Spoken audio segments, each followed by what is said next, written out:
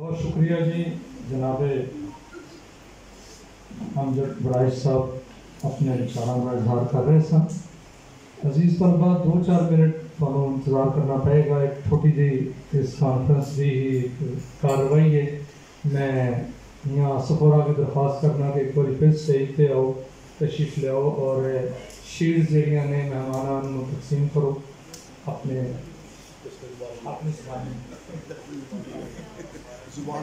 बाकी शील्डा ते दिते हैं।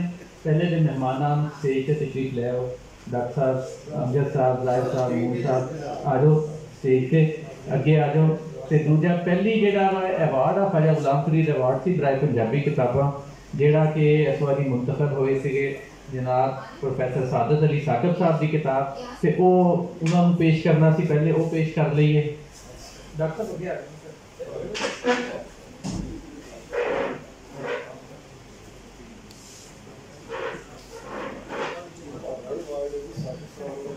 हाँ जी, अच्छा इस तो बाद मैडम गुजाला निजामुद्दीन साहबा वो भी स्टेज पे तशरीफ ले आओ।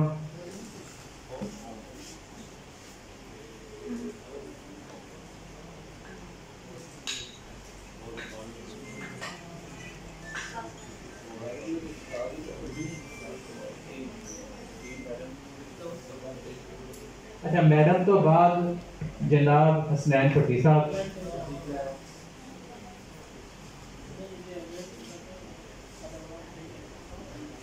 हसनैन भट्टी साहब तो बाद एक शील्ड है साढ़े को राणा रईस साहब की जी रशीद साहब आके वसूल कर जान।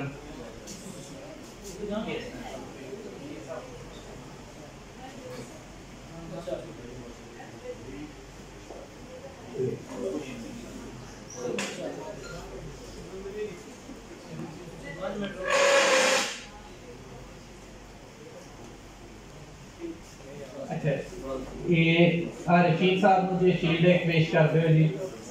अगे जाओ जी रशीद साहब शील्ड दो। अच्छा इस तो बाद हम क्योंकि मेहमान आ जेडे साडे उन्होंने पेश करनी है ते अमार नज़ीर बलोच साहब जिन्होंने मुहाफिज़े पंजाब का लकब भी दिता गया चेयरमैन बलोच संगत वो अपना अवार्ड वसूल करेंगे।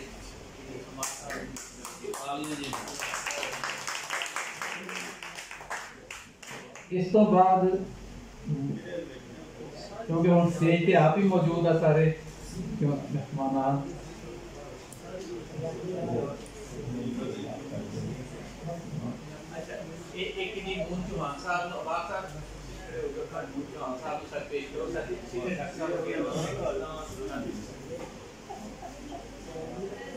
मून साहब तो बाद जाहिर भट्टी साहब को क्योंकि जाहिर भट्टी साहब साढ़े पुराने अज दे उन्होंने शील्ड पेश की जाएगी।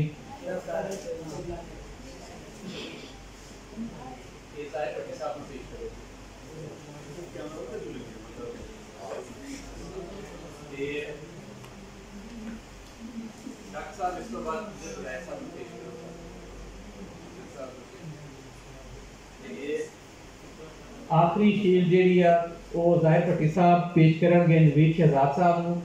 मैडम नबीला रहमान साहबा वास्ते उन्होंने बिहाफ से डॉक्टर नवीद शहजाद साहब वसूल करेंगे।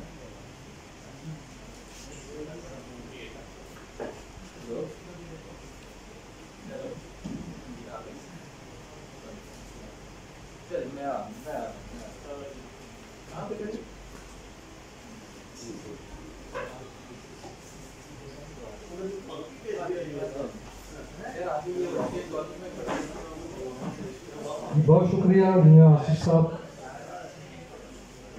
अवार्ड्स और शील्ड्स का सिलसिला भी अपने इख्तिताम में पहुंचा।